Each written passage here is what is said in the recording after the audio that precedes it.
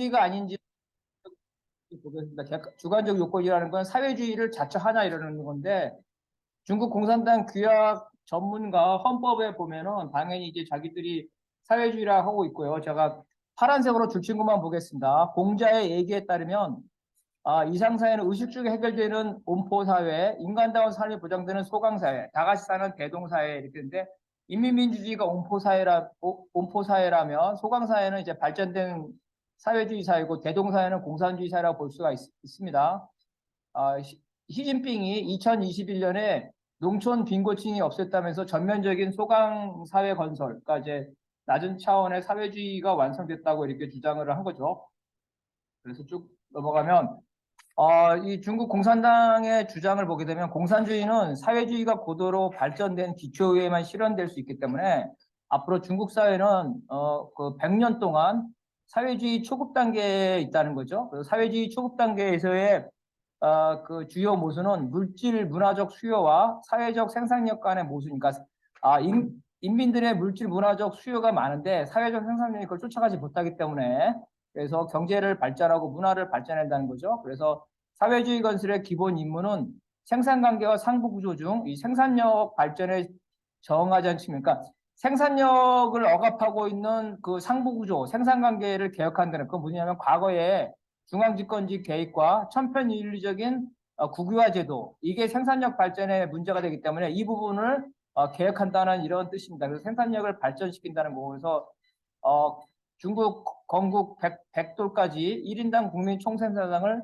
중진국 수준에 도달시키겠다 이렇게 그러면서 자산계급을 인정을 하지만 자산계급을 인정해요. 그렇지만 자산계급의 자유와 자산계급이 자기 마음대로 하는 것 이거는 자기들이 억압을 하겠다. 그래서 이 중간에 계급 모순, 이 계급 모순과 계급 투쟁은 존재하죠. 현재 중국에서. 그렇지만 그거는 주요한 모순이다. 아니다. 왜? 중국 공산당이 그거를 통제할 수 있기 때문에 이렇게 주장하고 있고요. 객관적 요건은 중국의 사회주의 시장 경제입니다. 사회주의 시장 경제는 뭐 다 아는 얘기니까 등소평이 말하기를 사회주의를 신봉하지 않는 사람을 설득하려면 우리가 더 발전해야 돼요. 사회주의를 주장을 하려면 사회주의가 자본주의보다 잘 먹고 잘 살아야지 인민들한테 말하지.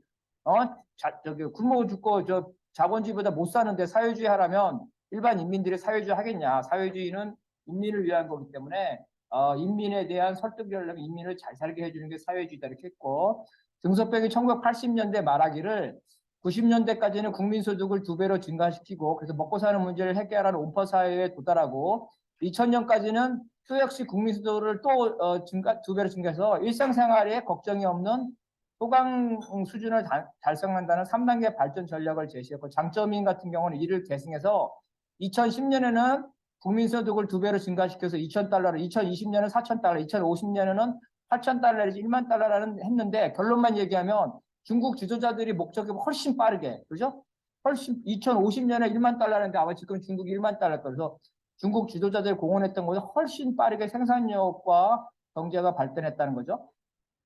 그래서 1999년에 이제 이 공유제, 그 사회적 생산관계죠. 국유와 집단적 소유관계를 중심으로 하면서 그렇지 않는 사적 소유관계를 인정을 하기 시작했습니다. 헌법상으로. 근데 단순히 인정한 게 아니라 중요한 구성 부분으로 인정을 했어요. 그리고 99년 헌법에서는 노동에 따른 분배를 중심으로 하고 여러 가지 분배 방식을 무슨 말이냐면 불로소득을 인정했다는 거, 불로소득. 뭐 주식 투자라든지 노동을 중심으로 하는데 불로소득을 인정했다는 거고 그리고 또 한 가지는 특정한 지역과 특정한 사람이 먼저 부유해지는 거를 권장해서 빈부격차를 인정한다는 거죠. 그러면서 점차 그 빈부격차를 줄여나가겠다. 그래서 궁극적으로는 다 같이 부유해지게 만들겠다. 그래서 이걸 선부정책인데 사실상 불균형 성장론을 인정한 거죠. 그래서 중국에서 지금 현재도 베이징 상해를 중심으로 해서 나머지 지역과 경제적 격차가 엄청납니다. 그래서 이러한 그 불균형 성장이 심하되 빈부격차가 심해되자 이제 후진타오가 공동 부유로를 이미 주장을 했어요. 최근에 시진핑은 공유경제를 주장하고 있는 상태고 그래서 중국의 사회주의 시장경제의 내용을 봤고 그래서 중국 공산당은 사회주의 현대화 건설 과정에서 자산계급의 자유화를 반대하고 공유제의 한도 내에서 자본의 팽창이 제약되기 때문에 심각한 빈부격차, 자본주의처럼 심각한 빈부격차는 생기지 않고 설사 그것이 생긴다면 공산당의 정치적 그 지도력을 통해서 이러한 빈부격차를 해결할 수 있기 때문에 자산 계급을 인정하지만 자본주의처럼 해서 자산 계급이 어떤 사회주의를 도전하는 자본주의 체제로 전환화되는 그러한 맹안은 잘라버리겠다는 거죠. 중국이 과연 왜 이렇게 했냐면 경제가 복잡할수록 개별적인 경제 주체에게 일정한 중앙집권적 계획 경제가 한계에 도달한 거예요. 그러니까 뭐 못 살 때는 배급을 통해서 하지만 웬만큼 살면서 사람의 수요가 너무나 다양해지기 때문에 이거를 일률적으로 중앙집권적으로 할 수 없었기 때문에 개별적인 경제 주체에게 자율적인 의사권을 주는 거고, 또 자원이 이 중앙 공산당의 관료들이 아무리 자원을 배분한다지만 자원 배분에 한계가 있기 때문에 자원 배분의 최적화를 위해서 일부 자유경제과 시장경제를 도입을 했다는 겁니다. 처음에는 경공업 분야 소비재 중심으로 했지만 나중에는 중공업 분야까지 갔고요. 그래서 판매 형태로가 아닌 과거에는 배급이었죠. 배급. 근데 단순한 소비재뿐만 아니라 내구재 생산자의 경우에도 이제 상품이 되면서 자유시장이 되면서 공업제품의 경우에는 이게 많이 이제 가고 있다는 거죠. 직접적인 정부의 개입이 허용되는데 원자료가 부족할 때, 원자재가 부족할 때, 그리고 에너지가 뭐 석유나 이런 거겠죠, 철강 이런 문제가 있으면 국가가 직접적으로 자유경쟁을 허용하지만 그걸 회수하고 개입을 한다는 거죠. 시장 조절 기능을 정지시키고 국가가 배분 순위를 결정한다는 겁니다. 그리고 공공재 부분은 가격을 국가가 통제해서 허가를 해주고 일반적인 상품이라더라 소비자라도 중요 상품의 경우에는 국가가 가격을 통제 조작을 할 수 있는 권한을 가지고 있습니다.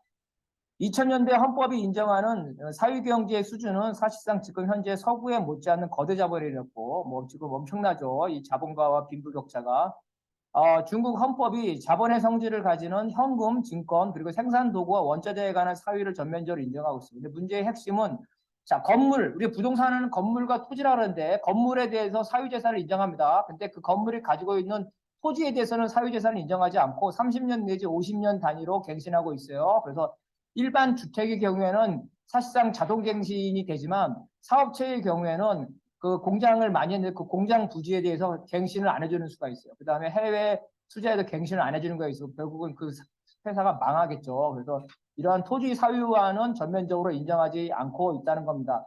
중국의 문제는 사회시장 경제는 중국 체제에 있어 정치, 공산당의 일당 지배죠. 경제, 자유와 자유경제 이 분리 형성이 심화되고 있다는 거예요. 이러한 분리는 근데 중국 공산당의 일당 독재를 전제로 해서 그 일당 독재, 뭐 일당 지배라고 합시다. 해서 의도적으로 진행되고 있다는 거예요. 수동적인 게 아니라 공산당이 이걸 적극적으로 그렇게 좋아하고 있다는 거기 때문에 중국의 사회주의 시장 경제는 중국 공산당의 사회주의 초급당들에서 사회주의 현대화 건설을 거쳐서 궁극적으로 공산주의로 가기 위한 전략적 선택이라고 그들은 얘기하고 있습니다. 따라서 중국 체제를 분석함에 있어 정치는 사회주의, 경제는 자본주의라는 분리는 잘못됐다는 거예요. 왜냐하면 이 전체 구도 프로젝트는 중국 공산당이 하는 거기 때문에 정치와 경제가 분리된 게 아니라 이거는 공산당의 전체적인 프로젝트라는 거예요. 그런 면에서 볼 때 정치 경제를 너무 분리하는 건 잘못된 거다. 자, 그 다음에 우리 김정호 동지가 여러 가지 많이 했는데 그 중에 이제 그 좀 중국 공산당이 그러면 국유기업에 대해서 어떻게 알아? 김정호 동지는 이제 이 사회적 생산 소유, 국영 부분이 압도적이고 질적 양적이고 그다음에 이들이 세금이라든가 이윤을 인민에게 배분하기 때문에 그래서 총인민에 봉사하고 있다 그러는데 실질적으로 공산당과 기업의 관계를 구체적으로 한 게 좀 부족해서 제가 그걸 조사를 했어요. 공산당은 기업의 당 조직을 통해 기업의 당 조직이 되어 있습니다. 집단적 지도를 하고 그다음에 고위 간부들을 공산당 당원으로 해서 당원에 대한 개별적 지도를 하고 국가를 통해서 행정적 지도를 하면서 국유기업을 완전히 장악하고 있습니다. 그래서 국유기업은 형식적으로 주주총회라는 자본주의적 방식을 가지고 있어요. 이 자본주의적 작동 방식 이후에 당위원회라는 이중 권력을 가지고 있고 그 이후에 당조직 이후에 노동자 대표나 노조라는 부분이 있고 이 부분들이 이 사회에 작용을 하면서 그리고 그 내부 주주의 지배 구조, 즉 자본주의적 운영 방식도 그 주주의 내부를 보면 당이나 국가가 우위라는 거죠. 기업의 중대 상황은 당위원회가 먼저 사전 결정해서 이사에 사실상 지시하는 거고 가벼운 상황은 이사들이 마음대로 할 수 있지만 중요한 상황은 기업의 당 조직이 동의하지 않으면 승인하지 않으면 할 수가 없어요. 그래서 실질적으로 지도를 하고 있다는 국기업에 민영기업에 보게 되면 주요 경영인을 공산당에 입당시키고 이들을 전인대, 국회죠, 정협, 통전에 배치하고 민영기업에 의무적으로 공산당 조직을 설치하고 이 법입니다. 강제입니다. 그래서 이러한 민영기업에도 당 조직의 활동과 역할이 중앙의 방침으로 존재하고 법적 보호를 받고 있습니다. 그래서 대부분 민영기업에도 규모에 따라서 공산당 조직이 다 존재하고 있고 이것뿐만 아니라 아까 말한 대로 토지 소유권을 폐쇄해버리죠. 그러면 공장 시설이라든가 건물이 다 날아가는 겁니다. 사용기간이 지나면. 그다음에 말을 안 들면 대출금을 회수해버리고 그다음에 상장을 폐지해버려요. 뭐 미국이라든가 이런 관계에서 문제가 있으면 상장을 폐지시켜요. 그리고 민영 기업에 대해서 유상 국유화, 돈을 주고 사버리죠. 민영 기업을 기업주에 대해서 재산 몰수, 몇천 뭐 우리로 치면은 뭐 몇십억 몇백억이 아니에요. 몇 조를 몰수해버려. 그냥 졸지에 거지를 만들 버립니다. 그리고 10년, 20년 형을 때려버리고 그 다음에 그 세무, 위생, 소방, 환경보호, 각종 행정적 통제로 기업을 언제든지 도산시키게 만들 수 있습니다. 그리고 민영기업은 각종 시장에 진입하지 못하도록 그 장벽을 가지고 있고 국유기업이 민영기업을 합병할 수가 있어요. 그래서 또한 국유기업은 국가 보조금을 민영기업의 4배 이상 받습니다. 엄청난 민영기업에게 또 엄청난 사회적 보험료를 강제 징수함으로써 언제든지 민영기업을 망하게 할 수 있는 힘을 제도하고 있습니다. 이에 대해서 미국 같은 나라는 이러한 것들이 자유무역 원칙에 위반된다면서 이러한 것들 미국 국내법에서 제재하고 있고 또 이에 대해서 중국은 자신의 해외 투자를 철수로 대응하고 있습니다. 중국은 각종 자유무역에서 미국이 이러한 각종 보조금이라든가 기업에 대한 간섭에 대해서 뭐라고 하면 이건 중국의 주권 문제로 간주하면서 각종 국제적인 경제 조약에서 국유기업 우대, 민영기업 억제 조치를 여전히 고집하고 있습니다. 그래서 공산당은 향후에 장기적으로 보면 중국 스스로의 내성적인 외국에 의존하지 않고 자립 기반과 그다음에 친중국 해외 블루적 경제 공동체를 건설해서 미국이라든가 유럽에 대한 그 의존도를 낮춰서 서방의 개입을 극복하고 자생 성장을 하겠다고 그렇게 목표는 그렇게 삼고 있습니다. 여기 도표 나온 거 보면은 도표는 당 조직이 국유기업의 주요 결정 과정에 사전 토론을 해서 하는 과정입니다. 그냥 결론만 말하면 당 조직의 승인 없이는 국유기업에서 중요한 결정을 아무것도 할 수가 없습니다. 결론으로 말하면 주관적으로는 중국 스스로 자기 자신이 사회주의를 하고 자 민영도 빠졌는데 민영도 똑같아요. 민영도 당 조직이 다 있어요. 법적으로. 그래서 당 조직이 다 있고 이런 상태고 다만 국유처럼 이사회에 조직적으로 직접 관여하지는 못하지만 기본적으로 당 조직이 다 있어서 당적인 규율이 미치고 있습니다. 자, 객관적인 문제는 우리 그 김정호 동지는 이 사회적 생산관계가 주동적 영향을 미치냐 안 미치냐 이제 그렇게 했는데 어쨌든 중국식 사회주의는 사유경제 체제를 이 과거에는 이 공유경제가 압도적이었는데 지금은 사유경제를 상당히 높게 쳐주고 있어요. 사유경제와 공유경제 시장과 계획이 사실은 경중이 가리기 힘들 정도로 혼용돼 있고 서구의 자본주의 못지않는 자본가 계급이 존재하고 있습니다. 어쨌든 우리는 사회주의의 현실적인 모습은 나라마다 다르고 스탈린주의든 뭐 김일성주의든 사회주의가 그 시대와 어떤 나라를 초월해서 절대적인 모습은 없기 때문에 어떤 특정한 나라가 사회주의라고 선언하고 사회주의에 대해서 다양한 모습을 가지고 있을 때 여러 가지 사회주의가 있는 거지 그 사회주의 자체를 부정하기는 상당히 어려울 거다. 그러니까 스탈린이나 북의 체제가 우리가 원하는 사회주의는 아니지만 사회주의 자체를 부정한다는 거는 그건 쉽지 논쟁 주제입니다. 각자의 그 관점일 뿐이지 답은 없다는 거예요.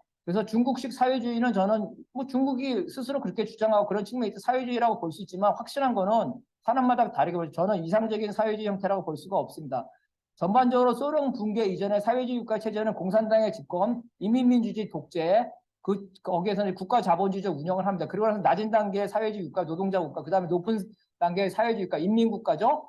크루슈프가 너무 높은 단계의 인민국가를 선언함으로써 개혁과 개방을 너무 함으로써 그 위에 이제 고르바초프까지 어떤 소련이 붕괴되는 그런 일이 있었는데 이런 소련 붕괴 이후에 중국이나 북은 이런 그 높은 단계의 사회주의 국가로 가지 않으면서 다시 인민독재를 얘기하고 계급연합의 인민독재를 헌법과 다 규정하고 있습니다. 중국, 베트남, 북 전부 다 이러고 있습니다. 그럼 이게 저는 이거를 후기 인민민주주의라고 하는데 그래서 초기 인민민주주의와 마찬가지로 계급연합이 있고 자본주의적 요소가 있고 국가 자본주의적 운영을 하고 있어요. 국가 자본주의 체제라는 게 아니라 국가 자본주의적 경영 방식을 하고 있다는 거죠. 과연 이것이 사회주의냐 자본주의냐는 문제는 있지만 어쨌든 우리가 외형상 전기 인민민주주의를 사회주의라고 본다는 것은 인정을 하죠. 근데 후기 인민민주주의가 과연 사회주의일 거냐 하는데 중국은 이런 후기 인민민주주의를 독자적인 사회주의, 중국식 사회주의라고 얘기하고 있습니다. 그래서 이거에 대해서 논쟁 지점이고 각자 생각이 다를 수도 있고 어쨌든 우리가 생각하는 이상적 사회주의는 모든 인민이 일을 하든 안 하든 의식주 문제가 해결되죠. 일하지 않는 자에 먹지도 마라. 잘못된 얘기입니다. 일 안 해도 먹고 살아야죠. 그거 잘못된 얘기예요. 고도의 물질 분배일 필요는 없죠. 사회주의가 반드시 고려합니다. 현재 기준으로 모든 인민이 1만 달러의 소득만 있으면 사회주의 공산주의 충분할 수 있습니다. 다음 일정 규모의 사회기업과 사기업은 불가피해요. 일정 규모. 근데 그 이상은 넘어서는 안 되는데 과연 그 이상이 어느 정도 할 때 현재 중국의 모습을 볼 때 우리가 용인할 수 있는 수준을 넘은 거 아닌가. 빈부격차라든가 사기업의 규모가 그래서 어떤 그 기준에 따라 다르지만 그래서 저라면 50억 이상의 사회재산이니까 50명 이상의 사기업은 허용될 수 없다 이렇게 생각합니다. 노동계급이 사회의 지배계급이 돼야 된다. 이건 뭐 공산당이 이제 노동계급을 한다며 했죠. 다만 공산당이 자본가들 하고 있고 그 다음에 제일 중요한 건데 정치적 자유, 부르주아의 장점이 만개해야 돼요. 지금 현재 중국처럼 이 통제되고 자유롭지 않은 거, 그거는 우리가 원하는 사회주의가 아니에요. 우리가 사회주의는 자유로우면서도 평등한 거고, 그래서 이러한 그 부르주아가 가지고 있는 장점, 표현의 자유, 되게 자유롭잖아요. 그래서 그러한 자유가 만개되는 사회인 거지, 우리가 국가가 인민의 개인적 생활을 침해하고 어떤 행동을 규제하는 게 우리가 원하는 사회주의라고 볼 수 없어요. 더 마지막으로는 논란이 있지만 사회주의라면 자본주의 국가로부터 공격으로부터 살아난 국가를 방어하는 국방력을 지녀야 돼. 극단적으로 말하면 자본주의 국가가 핵무장으로 위협하면 거기에 대응해서 핵무장을 해서 체제를 지킬 수 있는 힘을 가지고 있다. 다시 말해 사회주의는 도덕주의 국가나 이상주의 국가가 아니라 사회주의는 현실의 국가고 생존하기 위한 거기 때문에 생존을 위해서는 사회주의 이상과 사회주의 운영 법칙이 변질될 수 있다고 봅니다. 네, 이상입니다. 네, 감사합니다. 소리가 너무